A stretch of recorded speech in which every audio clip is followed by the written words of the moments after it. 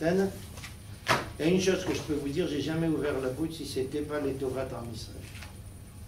Ah, ça peut toujours faire plaisir à tout le monde, ça. Revenons à Simone Weil, une gentille personne. On ne sort pas de la tisborée. Je crois que si on ne veut pas perdre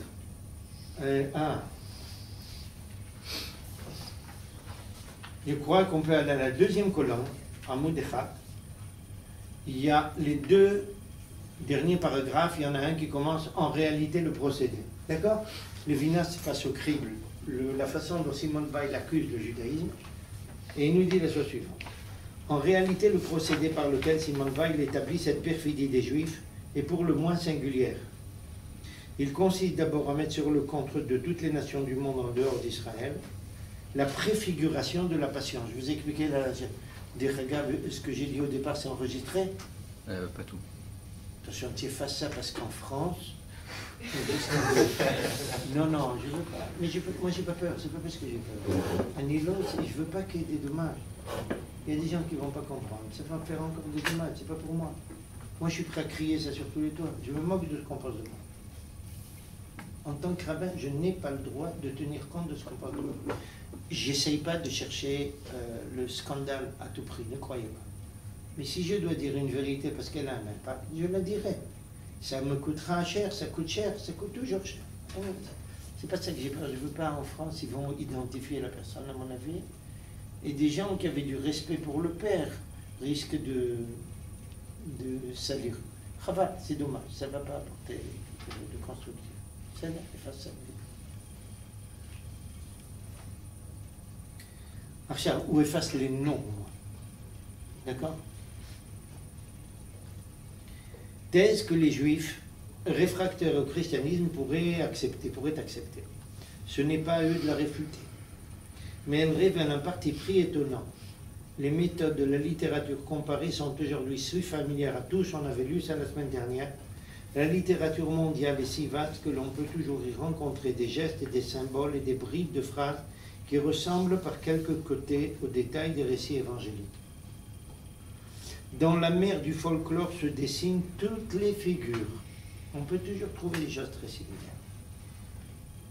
Simone Weil retourne l'argument de la critique. Celle-ci recomposait la passion à l'aide de toutes les mythologies pour n'y voir qu'un amalgame de croyances positives. Toutes les facultés de religion comparée, je ne sais pas comment on appelle ça en français, mais je pense que vous me suivez, de Ken. En français, ça s'appelle des Datashvaatit, Ken, affirme déjà depuis fort longtemps que toutes ces idées des évangiles, de la passion, etc., ne sont qu'un amalgame de choses très très proches qui existaient ici dans les peuples du Moyen-Orient. D'accord? Simone Weil, comme nous explique Levinas, renverse la pape. Elle dit, Simone Weil voit en elle des préfigurations et la preuve de l'universalité éternelle du christianisme. Vous voyez, un juif n'a pas de problème. Vous lui montrez une paire de lunettes. S'il a déclaré que c'est une table, vous pouvez parler. Je vais vous expliquer que la lunette, c'est une préfiguration de la table. Pourquoi? Je ne sais pas, parce qu'il faut des lunettes pour voir la table, j'en sais rien quoi. Il trouvera une justification. Un juif est un personnage très doux, beaucoup d'inspiration. Et surtout quand il est tordu, il n'y a pas de limite. D'accord? Alors regardez comment il retourne ça. C'est un amalgame, tout le monde dit que c'est un amalgame, dit non, c'est une préfiguration. Je ne sais pas si vous connaissez l'histoire des manuscrits de la mer Morte. Vous savez ce dont il s'agit ou pas? Je suppose que vous avez tous entendu parler de ces manuscrits qui ont été révélés dans toutes ces grottes de Qumran et autres. Mais un point qui est extrêmement important que vous devez savoir, le Vatican mène une guerre depuis des dizaines d'années pour empêcher la publication de ces manuscrits. Ils ont perdu la guerre il y a 2 ou 3 ans. Et les manuscrits maintenant sont accessibles même à Internet. D'accord? Pourquoi le Vatican s'est opposé à ça? Parce qu'il s'avère que toutes les idées des évangiles sont déjà énoncées dans ces manuscrits-là. Or, les déclarations de la chrétienté est que Jésus est un personnage qui a eu droit à une révélation, qui est la prolongation de la révélation à Moïse. Donc, qui apporte quelque chose que juste un niveau prophétique peut permettre. Or, toutes les idées sont déjà exprimées bien avant cela dans les manuscrits de la Mère Morte, ce qui met donc à bas toute la déclaration chrétienne, que c'est une inspiration qui se révèle pour la première fois.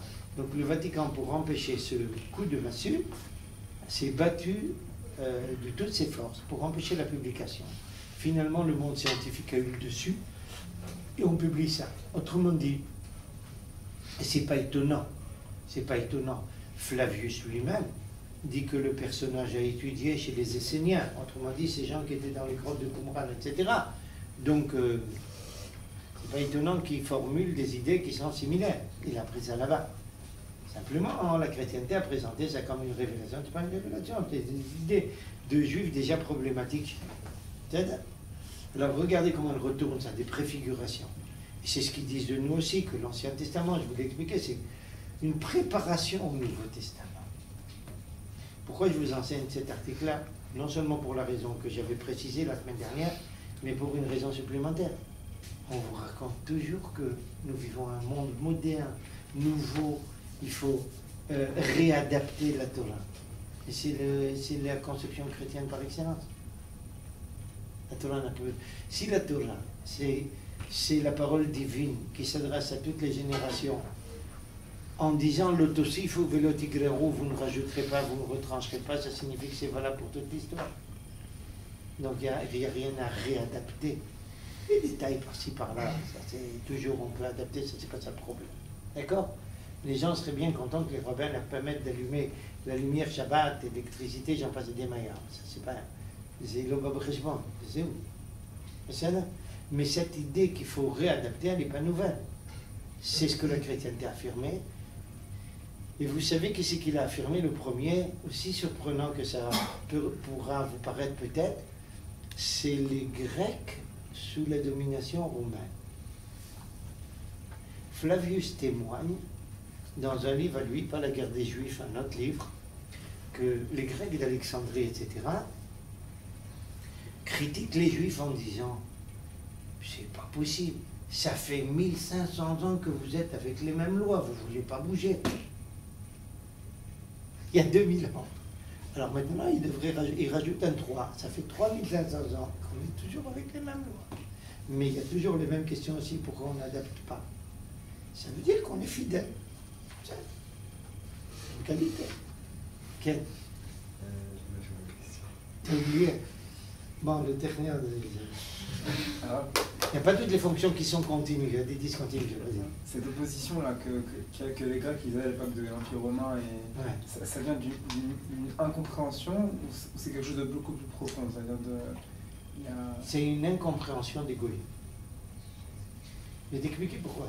Toutes les cultures et toutes les lois, tous les codes judiciaires de tous les peuples de l'histoire sont toujours formés sur la vie, sociale dans leur pays ou dans leur peuple.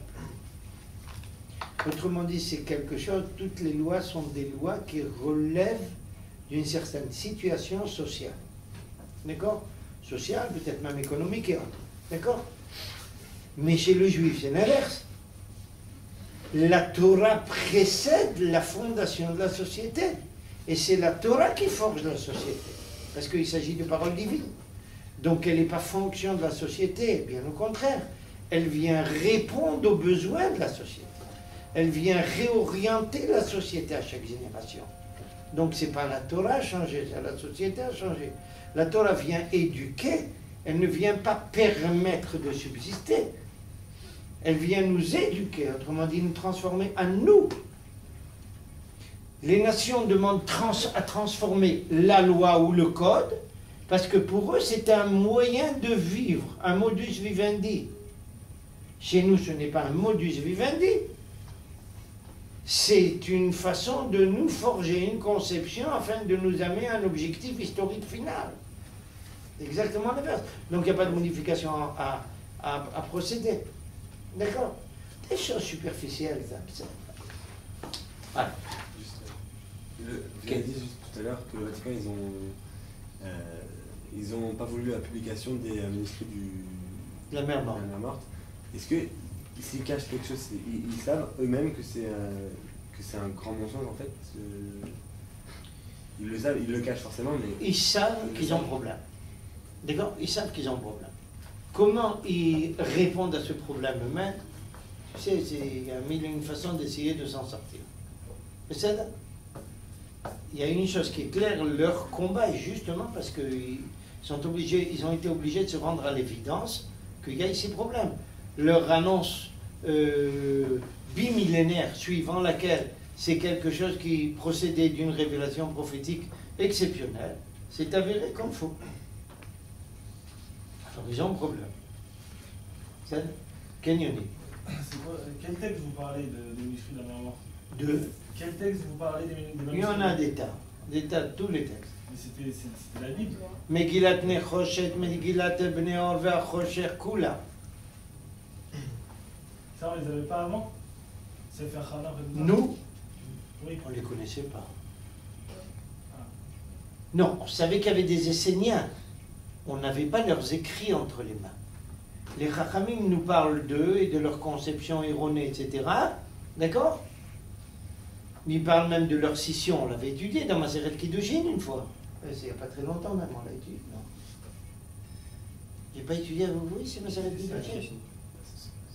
Une fois avec vous, en tous les cas, je l'ai étudié. Peu importe, avec certains d'entre vous. Donc, de leur naissance, mais jamais, on n'a jamais eu entre les mains des Ragav. C'est un phénomène important. Regardez, le peuple juif a gardé fidèlement tous les documents entre guillemets ou pas, tous les documents qui sont les classiques de la Torah. Tous les autres sont tombés dans l'oubli de l'histoire. C'est seulement maintenant, à notre retour en Israël, qui remontent en surface. On n'avait pas ces documents, personne ne savait. Même maintenant, ils ont été trouvés, entre guillemets, par hasard. Le premier d'entre eux, qui c'était? C'était, je crois, Yigal Yadin, l'archéologue fameux, qui a vu ça, ou quelqu'un lui a vendu ça à un antiquaire de Jéricho, à un moment où Jéricho n'était pas sous notre coupe. Il lui a demandé d'où c'est sorti ça. Alors il a appris par hasard que c'est un arabe qui avait trouvé dans une grotte. Et du coup, ils ont commencé à chercher. Ça?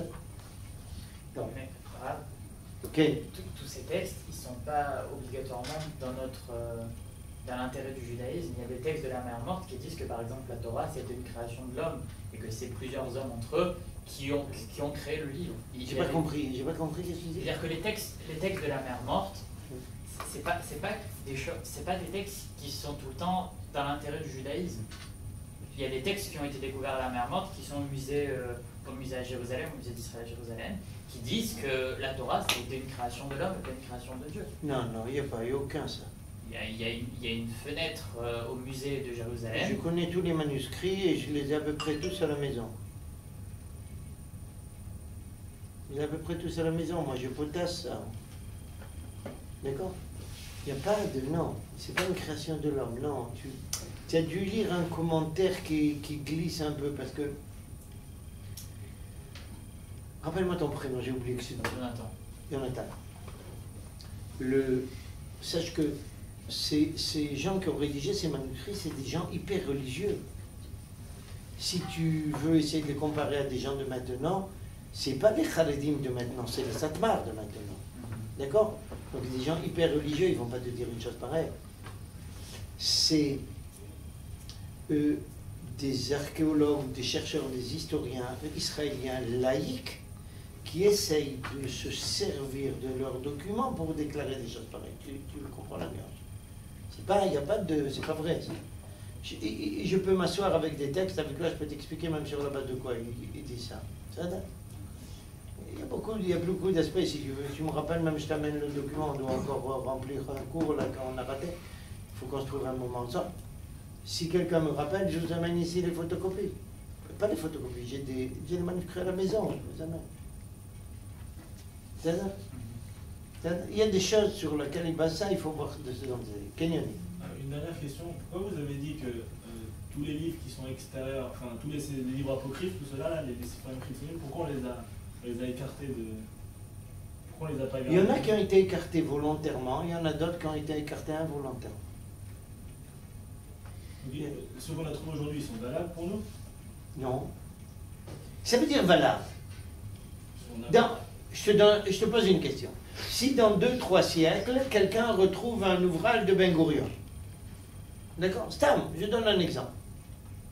Avec une conception très nationaliste, mais une conception qui est, comment dire ça, athéiste. D'accord? Qu'est-ce qu'ils vont dire les historiens de l'époque? Ils vont le présenter comme un courant du judaïsme. C'est tout. D'accord. Non, mais, enfin, corrige-moi si je me trompe, mais je pense que dans cette question, c'est pas comment un historien il voit ça, c'est nous en tant que juifs on voit ça. Si nous demain on lit les textes, les manuscrits de la Mer Morte et qu'on essaie de les comprendre, est-ce que c'est quelque chose qu'on doit prendre comme idée du judaïsme ou quelque chose que non?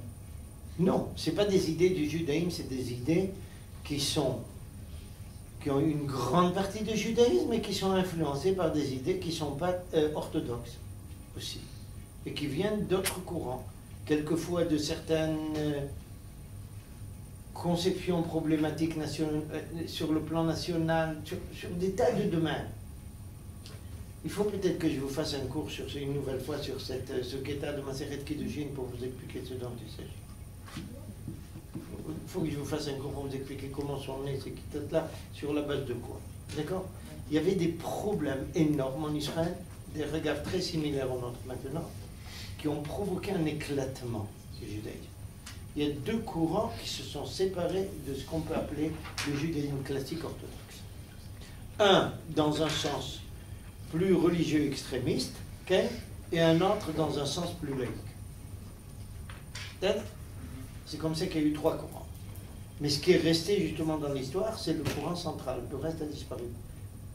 Maintenant, on retrouve les manuscrits de ces anciens-là, et on peut savoir qu'est-ce qui s'est passé. D'accord? Qu'est-ce qu'ils avaient en tête? Ils étaient eux-mêmes subdivisés en sous-courants. D'accord? Comme l'histoire humaine est toujours comme ça. Mais il faut savoir aussi pourquoi il y a eu cet éclatement. C'est pas né comme ça. Il y a eu des événements dramatiques qui ont provoqué ça à l'échelle nationale. Plus des problèmes moraux et autres, j'en passe, mais essentiellement des drames à l'échelle nationale. Alors, l'argument sous cette nouvelle, comme sous son ancienne forme, touche peu, il prouve trop. Levinas Poatek. À l'égard des Écritures elles-mêmes, que Simone Weil connaît bien entendu par les traductions, son attitude est ambiguë. Elle les traite à la fois comme des livres historiques pour tout ce qui appuie sa thèse et comme des faux pour tout ce qui la gêne. Vous voyez la rectitude intellectuelle. Et Levinas, c'est dire ça de façon... C'est très dur pour l'époque en France de taper sur Simone Weil comme ça. Mais il ne mange pas ses mots. L'existence d'un Malkitzedek ne lui est connue que par la jeunesse. Là, je suis obligé de vous déranger. Parce que sinon, vous allez pouvoir comprendre ça. Amenez Kamatanachim, c'est bon. Validez, je t'en prie, amenez Kamatanachim. Un pour deux, l'homme, ça suffit, c'est une maîtrise.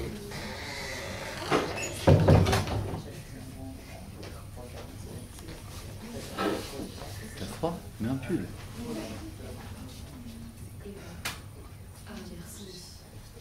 Qu'est-ce qu'il a éteint? Tu as éteint?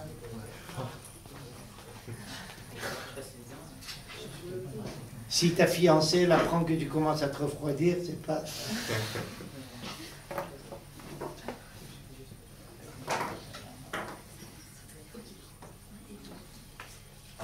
Ok. Par rapport au Sefer Hashmonaïm. Par rapport au... Hashmonaïm. Sefer HaMaccabim. Sefer, hein? Sefer HaMaccabim. Ah. On considère comment en fait? Ça, c'est un autre cas. C'est un apocryphe, mais très très différent de tous les autres. Le premier, Sefer Hashmonaïm Aleph. Parce que Sefer Hashmonaïm Bet, c'est une toute autre chanson.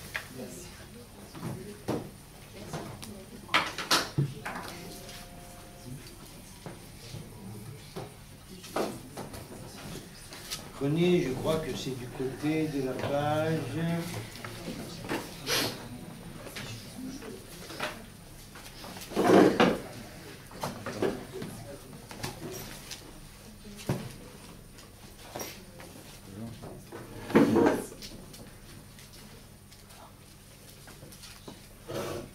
Moi, ça m'a échappé ça.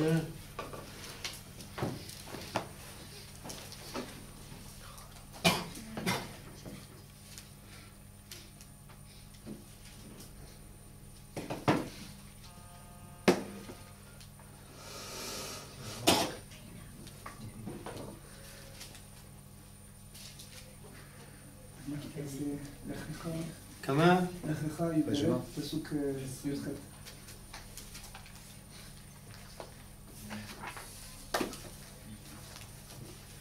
איפה זה? איזה פרק tu dis? י"ד, פסוק י"ח.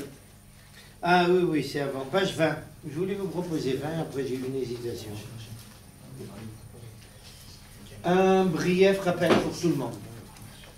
Avraham Avinu a quitté la Babylonie avec tout un ensemble de gens qui partageaient sa façon de voir le monde, et en particulier un de ses neveux qui s'appelle Lot. D'accord? Il arrive ici en Israël. Avraham Avinu dispose d'un bétail important, Lot d'un bétail important. Il y a des accrochages entre les bergers. Avraham avait dit, je ne veux pas de dispute dans la famille. Choisis où tu veux aller. Tu veux aller au sud, j'irai au nord. Tu veux aller au nord, j'irai au sud, je ne veux pas de dispute. Lot choisit la région de Sédom, Varamura, qui était aujourd'hui qui est une région très sèche, mais qui à l'époque était très verdoyante. D'accord? Lot vit là-bas, il se trouve là-bas. À un moment, il y a des rois de la région qui attaquent Sédom Varamura, prennent tout le monde en captivité, et entre autres, Lot et sa famille. Avraham Avinu engage tous les gens qui sont avec lui. Ils sont une poignée de gens, mais vraisemblablement bien décidés. Il poursuit les conquérants, il a le dessus sur eux, et il ramène, évidemment, son neveu en tête, mais il ramène aussi tout le butin qui a été emporté. D'accord? Il rencontre le roi de Sodome, qui le remercie et qui lui dit la phrase suivante. Regardez comment ça se passe la rencontre une fois qu'Avraham Avinu revient après sa victoire. C'est au verset 17 à la page 20. Vayetze melech Sedom likrato. Le roi de Sodome va à la rencontre d'Abraham. Après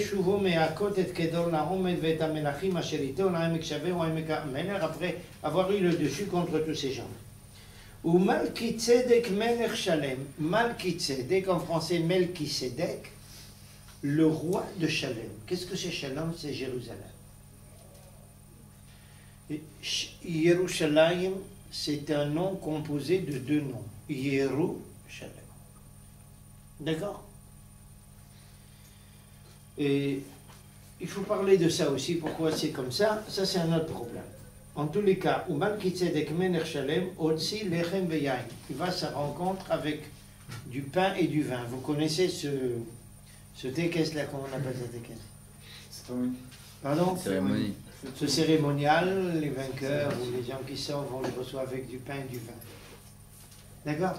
Si vous ne connaissez pas ça, c'est qu'on a changé l'histoire de France. À notre époque, on apprenait ça encore. D'accord? Peu importe, c'est comme ça qu'on recevait les gens qui avaient eu la victoire.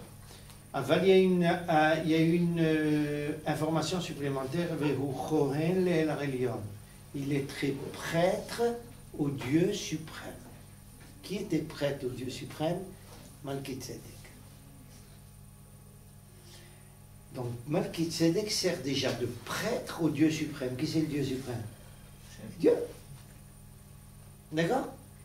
Donc à Jérusalem se trouve donc une personne qui est déjà monothéiste, et qui est non seulement monothéiste, qui est prêtre de ce monothéisme, et à Jérusalem.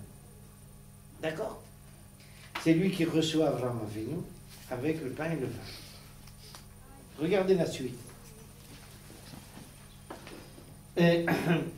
Vaïvareche ou Vaïoma. Malkitzedek bénit Abraham. Baruch Avraham l'El Elyon, béni soit Abraham au nom du Dieu suprême. Kone Shamayim Va'aret, qui a acheté les cieux et la terre. Pourquoi je vous ai traduit acheter au lieu d'acquis? D'accord?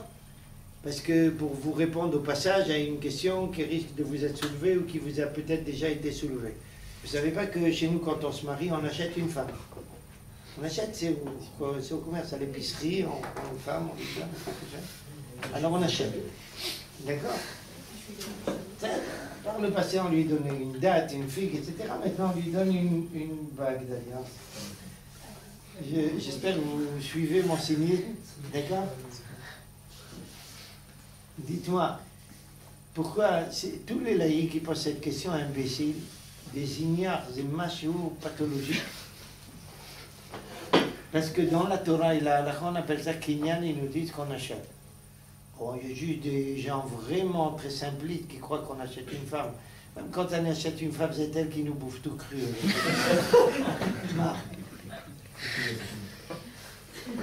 J'espère que vous avez un peu d'humour, je peux plaisanter. D'accord? Je vous ai raconté l'histoire de tous les pkidim ici mettent je suis le boss à la maison, j'ai reçu le droit de ma femme de le dire. Des ragabs, ils ont pris ça de Akash Baruch Hu. Vous savez d'où on sait? Regarde, dans Matan Torah, quand Moïse est appelé pour la première fois au Mont Sinaï, Akash Baruch Hu lui dit, va annoncer au peuple juif que je veux leur donner la Torah et ça va faire Mamlechet Kohanim, etc. Mais Akash Baruch Hu dit comme ça. Kotoma le Bet Yaakov, Vetaged livnei Israël. Et nous, Chachamim nous dit, qu'est-ce que c'est Bet Yaakov? C'est les femmes. Et Bnei Israël, qui c'est? Les hommes. Alors le Midrash, avec beaucoup d'humour, dit, pourquoi qu'est-ce qu'on l'envoie d'abord chez les femmes, ensuite chez les hommes? Écoutez, je vous assure, ça a été écrit il y a plus de 1800 ans. Le Midrash répond comme ça, quand je lui dis à Moïse, va poser la question aux femmes si elles sont d'accord. Si les femmes sont d'accord, tu vas voir tous les hommes, ils vont appliquer. Il y a 1800 ans plus. C'est posé noir sur blanc. Mais c'est attends. Alors maintenant, revenons à notre sujet. Pourquoi je vous ai parlé de Kinyan? Vous voyez qu'Akash Baruch Hu, il a acheté les cieux et la terre. Je ne sais pas qui il a donné la monnaie quand il a acheté les cieux et la terre, ni dans quelle épicerie il a acheté. Mais enfin, il s'avère qu'il a acheté. C'est lui qui dit. Maintenant, arrêtons la plaisanterie. Qu'est-ce que c'est imbécile? Vous savez qu'est-ce qu'on appelle Kinyan en hébreu? Kinyan, c'est transformer quelque chose d'extérieur en nous, quelque chose qui fait partie de nous-mêmes. C'est ça qu'on appelle Kinyan.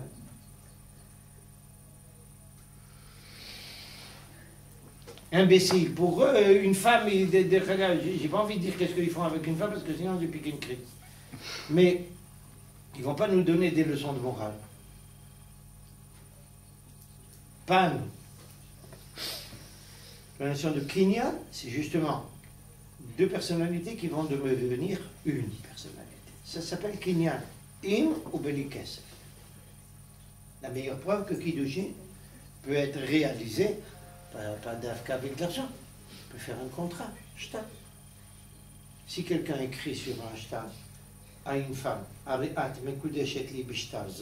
et qui lui donne et elle accepte, pas besoin de... Pardon? Les Kesef aussi? Belikes. Il y a trois. Non, arrête ces bêtises, ça c'est la fumisterie de Darshanim. C'est oh, c'est pas les trois ensemble.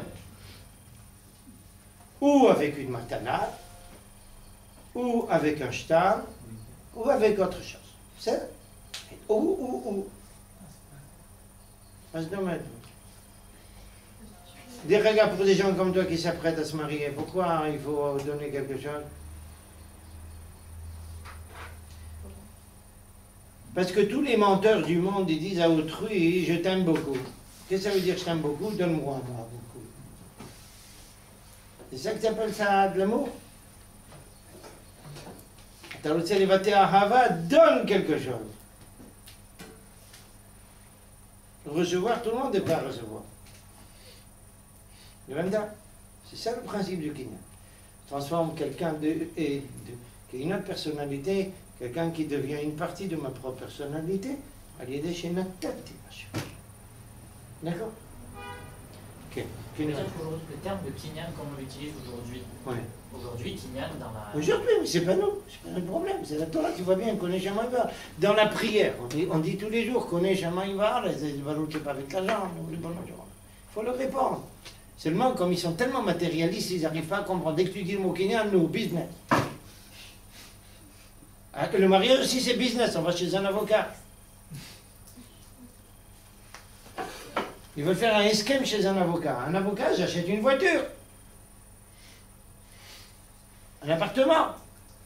Vous pouvez répéter juste la définition de la Torah de kinyan? Kinyan, c'est transformer quelque chose qui est extérieur à moi, quelque chose qui fait partie intégrale de mon identité. C'est ça Kinyan. Des objets aussi? Comment? Des objets aussi? Oui. Il n'était pas à moi, il appartient à un domaine extérieur, ou une personnalité extérieure, ou un monde extérieur. Il devient quelque chose qui fait partie de mon monde. Alors c'est une acquisition. Pardon? C'est une Non, acquisition. non. Une acquisition, mais pas avec argent. Pas forcément avec argent. C'est une affaire d'argent. Je sais pas l'épicerie. Même une acquisition intellectuelle, c'est une acquisition. Asma. D'accord. D'accord. Mais eux, ils viennent comme si on achète. Je sais pas. C'est là. Alors.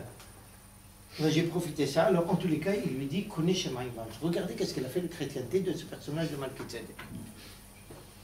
Ah, il faut peut-être ajouter un verset. Que va répondre Abraham à tout ça? Une petite seconde, parce que les pages se sont tournées en attendant. Ou Baruch El Elyon, béni soit le Dieu supérieur, Hashem Miggen Samecha Beyadecha, qui a livré entre tes mains tous tes ennemis. Vaïtenlo Maaser Mikol, et Abraham Avinu lui donne la dîme de tout ce qu'il a. D'accord? Vayomer Melech Sodom El Abraham, le roi de Sodome dit à Abraham, Tenli Nefesh Varechush Kachla. Prends, donne-moi, pardon, toutes les personnes, les captifs et captives, Ken, et tout le butin matériel, prends-le pour toi. Il voit Abraham Avinu revenir avec tous les captifs et tout le butin. Il lui dit, donne-moi juste les personnes, prends tout le butin à toi. Il est très généreux, évidemment, extrêmement généreux le personnage. Pourquoi? D'après les lois de l'époque. Tous les captifs, tout le butin, ça appartient à celui qui l'a ramené. Il fait qu'il est généreux. L'homme sait.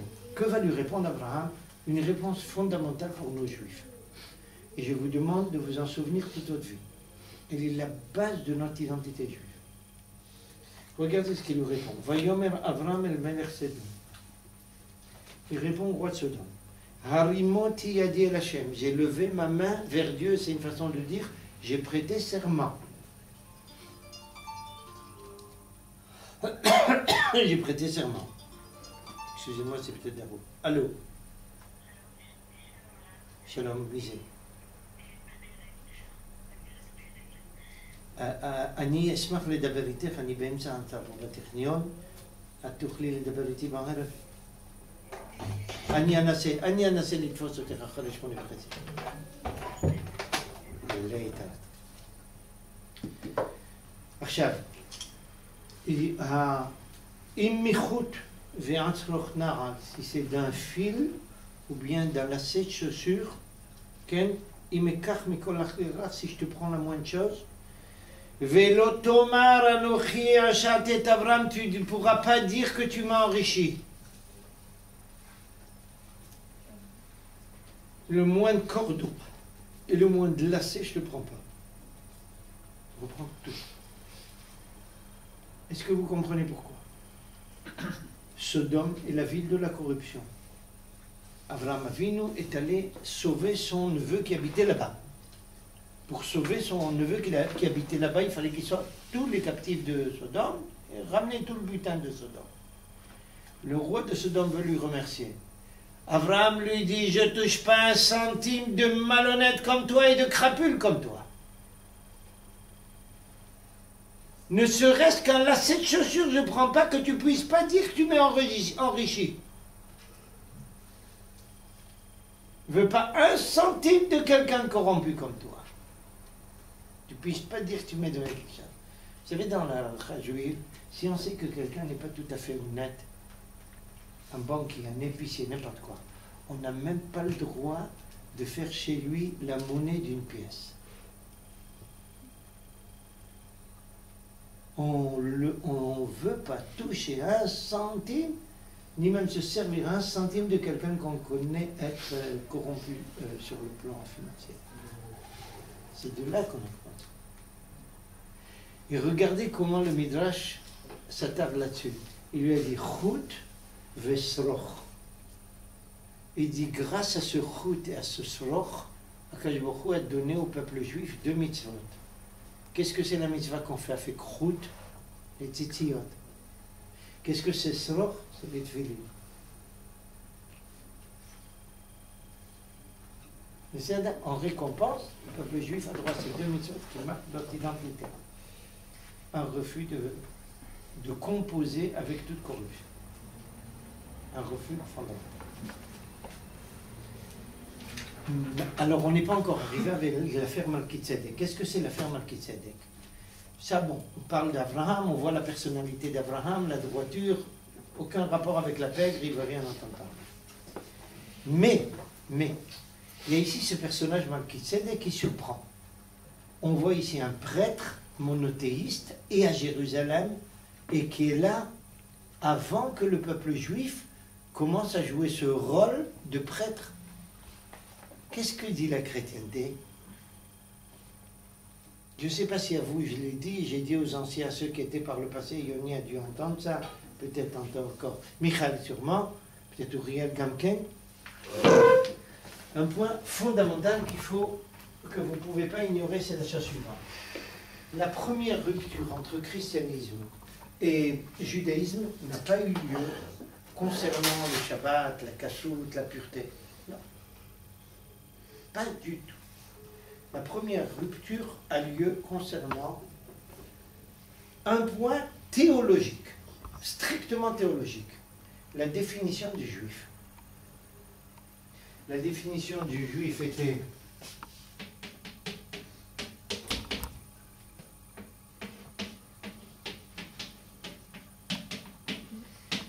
le fils d'une mère Yehudia. Ça, c'est la conception juive bien classique. La conception chrétienne, c'est Yehudi, celui qui se comporte comme il le convient.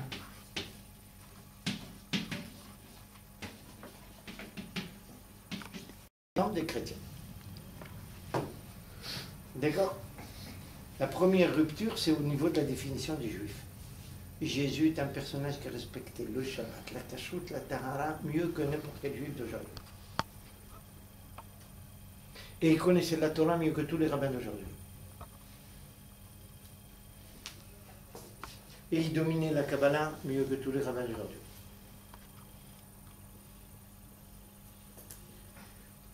Pour votre connaissance, vous savez qu'est-ce que c'est la Trinité?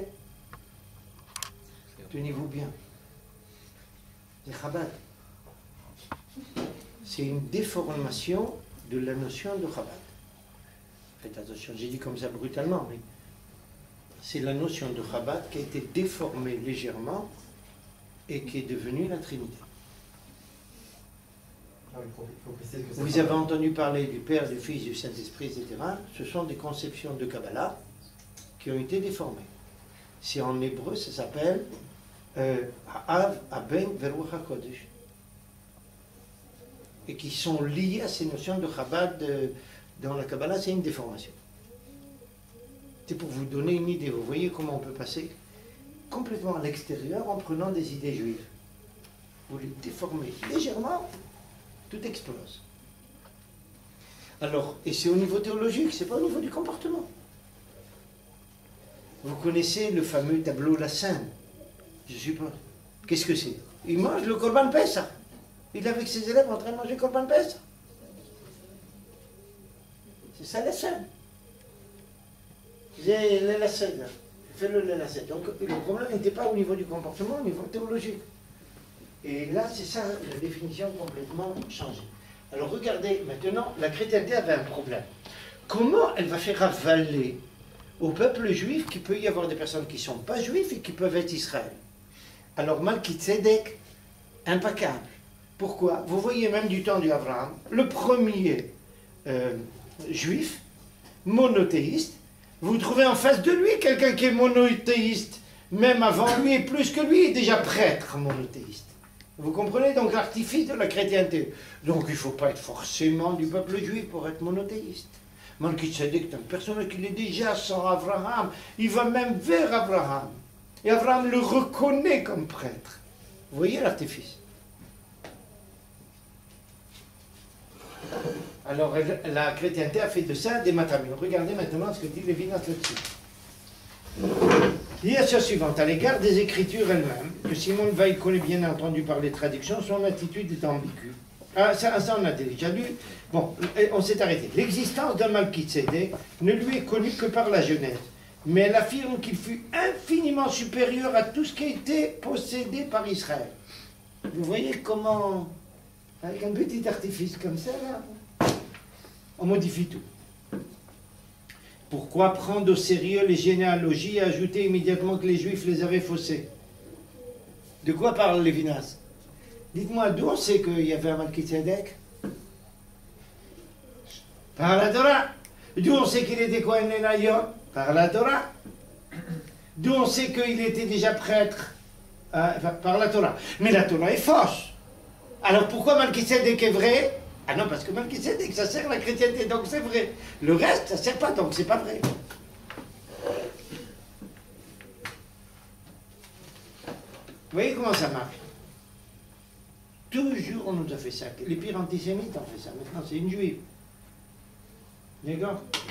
Malki-Tzedek a été quand même accepté par Abraham, donc par une certaine autorité juive.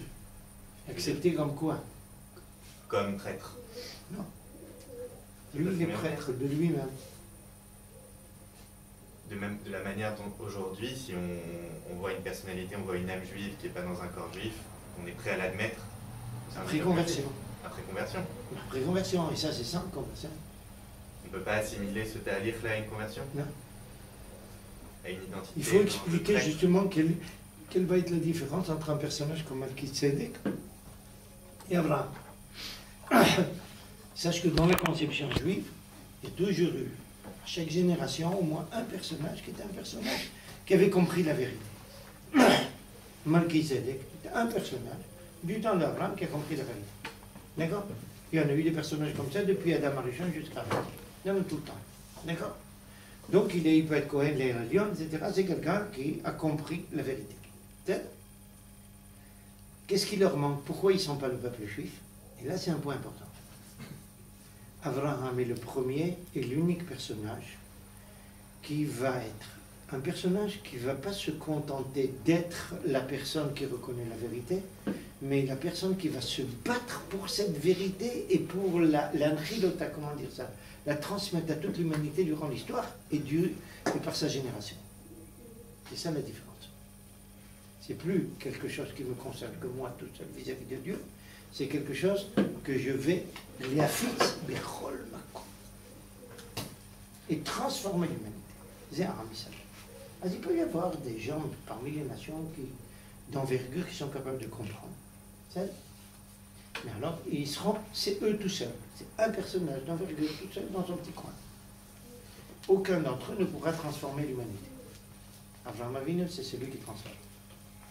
Et qui donne l'ordre aux générations à venir aussi de transformer. Continue. Mais là, en l'occurrence, c'est même pas Abraham qui le considère comme prêtre, c'est le texte qui le considère comme prêtre. Il a appelé lui-même prêtre. Donc, si la Torah elle décide d'appeler quelqu'un prêtre... Il est prêtre. On ne veut pas diminuer les mérites de quelqu'un. Mais ça s'arrête à lui. Malki-Tzedek meurt, tout son travail meurt. C'est quoi un prêtre? Abraham Avinu disparaît, ça continue. C'est ça la différence fondamentale. C'est quoi un prêtre? Celui qui, dans les notions de la Torah, c'est quelqu'un qui se livre à un service de Dieu. C'est pas comme chez nous, le Kohen va faire des sacrifices pour autrui. C'est quelqu'un qui se livre à un service de Dieu vis-à-vis de lui-même. D'accord? C'est pas quelque chose avec une mission sociale ou a fortiori universel. עכשיו, mais vous voyez donc Lévinas comment il se moque. Il dit alors, Melchizedek c'est une vérité pour toi parce que ça t'arrange, et le reste ça t'arrange pas, alors c'est pas une vérité. עכשיו, ce n'est pas le passé d'Israël qui forme l'enseignement de la Bible, mais le jugement porté sur cette histoire. Écoutez cette phrase importante. C'est pas l'histoire qu'est le judaïsme, c'est la façon dont on regarde cette histoire. Prenez un exemple. Vous avez entendu parler de Yerovam ben Nevat, Jéroboam, celui qui a créé, qui a déchiré le peuple juif en deux nations, le royaume d'Israël. Sur le plan historique, il fait partie intégrale de l'histoire d'Israël. Mais nous, on ne le reconnaît pas en tant que tel et tel qu'il était. Pour nous, il est roi d'Israël et on passe notre temps à dire que c'est une des pires crapules de notre histoire. Chaque juif qui étudie Kol Yisrael shelaim chelek le'olam haba dans Masechet Shas, ve'elu she'en lahem chelek le'olam haba, Yerovam ben Nevat en tête. Autrement dit, chez nous, il suffit, notre éducation, ce n'est pas l'étude de l'histoire, c'est le jugement porté sur l'histoire. D'accord? À David Amelech, on parle en bien de lui, on parle en mal de lui. Pas l'histoire sans jugement. Ce n'est pas le passé d'Israël qui forme l'enseignement de la Bible, mais le jugement porté sur cette histoire. Faux ou vrai? Cela ne dépend pas des documents profanes qui confirment ou infirment la matérialité des faits relatés, mais de la vérité humaine de cet enseignement. L'enseignement de la Bible n'est pas l'éloge d'un peuple modèle. Pourquoi? On voit les prophètes nous tomber à bras raccourcis dessus en permanence. Vous êtes corrompus, vous êtes malhonnêtes, vous êtes voleurs, vous êtes idolâtres, ils passent leur temps à nous taper dessus. Il est tout fait d'invectives. L'unique mérite d'Israël consiste peut-être à avoir choisi ce livre de colère et d'accusation pour son message. Il faut être génial comme Lévinas pour écrire ça. À en avoir fait son livre, Israël n'est pas un peuple modèle, mais un peuple libre. Qu'est-ce qu'il entend par là? Tout notre comportement est libre, mais il est donc susceptible de jugement, en bien ou en mal. C'est ça le personnage libre. Peuple plein de convoitises et tendu vers les biens charnels, certes, comme tous les peuples. La Bible le raconte pour dénoncer cette convoitise. Mais elle sait aussi qu'il ne suffit pas de nier. Elle cherche à l'élever en y introduisant la justice. C'est dans la justice économique que l'homme aperçoit le visage de l'homme. Le christianisme lui-même a-t-il trouvé un horizon à sa générosité ailleurs que dans les faims et les soifs?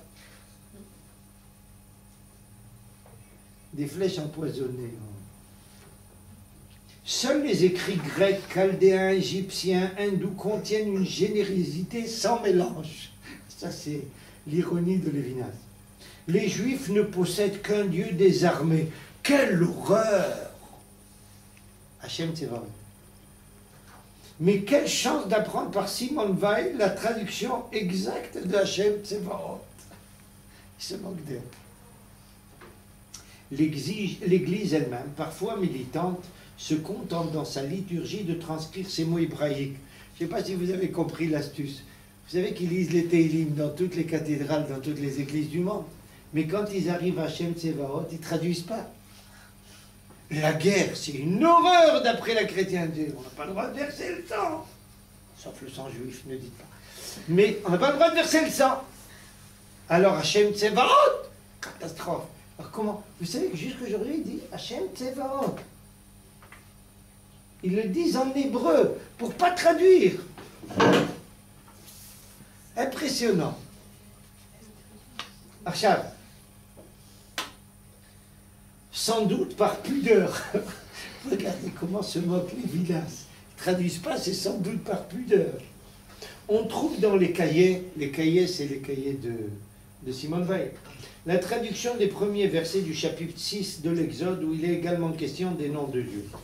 Pourquoi chercher des définitions quand il suffit de consulter le Larousse, se demandent tant de braves gens. La tradition juive est plus méfiante. Elle qui continue une tradition ininterrompue et apporta de ses mains les écritures au monde, sans que l'intellection des termes n'est pas du niveau des dictionnaires, mais suppose une science. Vous voyez le cynisme. Les passages que Simone Weil trouve indigestes doivent s'éclairer par les passages digestibles et non inversement. Il faut montrer la nécessité interne des uns et des autres.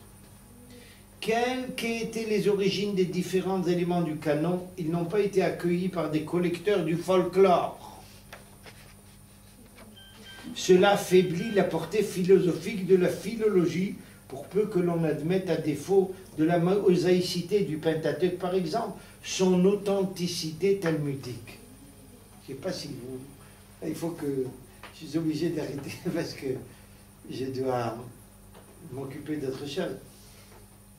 Mais je vais vous raconter un problème sur lequel il faut s'attendre. Vous savez que les chercheurs prétendent que le dernier livre de la Torah, il est tardif. Il a été écrit pas par Moïse, il a été écrit au temps du deuxième temple. C'est encore une des astuces. D'accord? Pourquoi? Pour une raison qu'il faut que je vous montre. Il y a un texte de la Bible lui-même qui parle du Sefer Devarim comme étant détaché de la Torah. C'est écrit dans le Tanakh. Donc il n'a pas été écrit par Moïse. Parce qu'il est bien connu que s'il y a un rédacteur, quelconque, un écrivain, il faut qu'il mette tous ses ouvrages dans un même livre. Il n'a pas le droit de faire 2 parties, 2 volumes ou 3, c'est interdit. Il y a une loi comme ça dans le Shulchan Aruch des éditeurs. D'accord? Alors il y a comme on trouve le Sefer Devarim, à part des 4 Sefarim, c'est pas Moïse qui a écrit ça. D'accord? Et alors on retarde le livre, etc. Il faut que je vous explique ça parce que je vous dis qu'est-ce que le fin mot de tout ça. Je dois vous rendre un cours, il y a un cours que j'ai annulé, non? Oui ou non? Alors il faut qu'on se retrouve un moment, on va terminer ça et comme ça je vous parlerai de ça aussi, c'est important. Dites-moi quand est-ce qu'on peut faire ça, cette semaine je ne peux pas, la semaine prochaine, vous avez un moment? Dites-moi quand en fin de journée, début de journée, vous n'avez pas besoin, ça ne demande pas des efforts, il faut juste venir. Quand est-ce que vous voulez? Dimanche, lundi, mardi, mercredi? C'est peut-être à la même heure, non? Pardon? À la même heure, peut-être? À la même heure, à une autre heure, à tout avec Est-ce que vous pouvez mardi prochain? Bon, essayons de poser la question. Le même jour. Pardon? Même heure, même jour. D'accord. Le même jour, à la même heure. Vous pouvez? Permis? Bon, alors on se voit mardi prochain, à 5h30. Une fois et on finit avec ça.